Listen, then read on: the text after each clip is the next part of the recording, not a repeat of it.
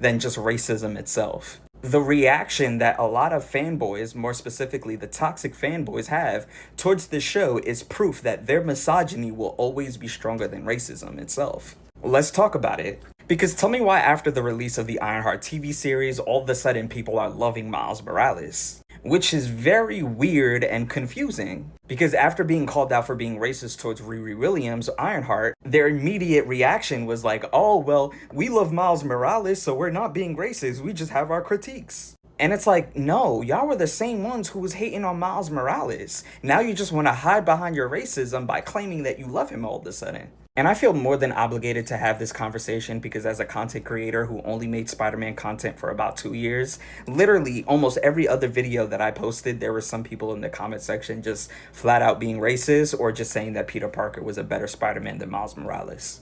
Now, don't get me wrong, both of these characters are going to experience racism and a lot of backlash because they're both black. The point I'm trying to make here is that Riri Williams as a woman is going to face more backlash than Miles Morales because he is a straight man.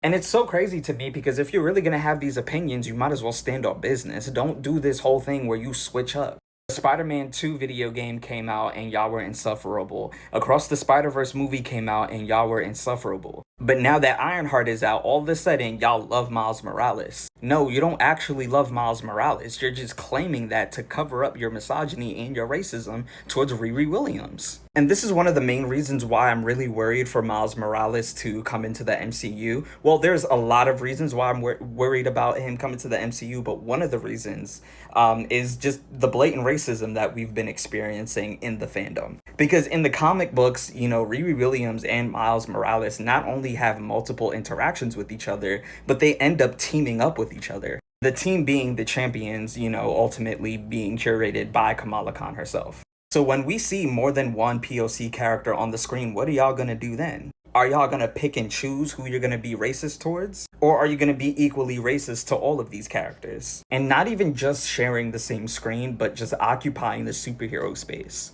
Regardless if you like it or not, this is the future of the superhero movie genre. Sorry, I had to go back to this picture because it's one of my favorite comic book covers ever. I just think they look so cool in this picture for some reason.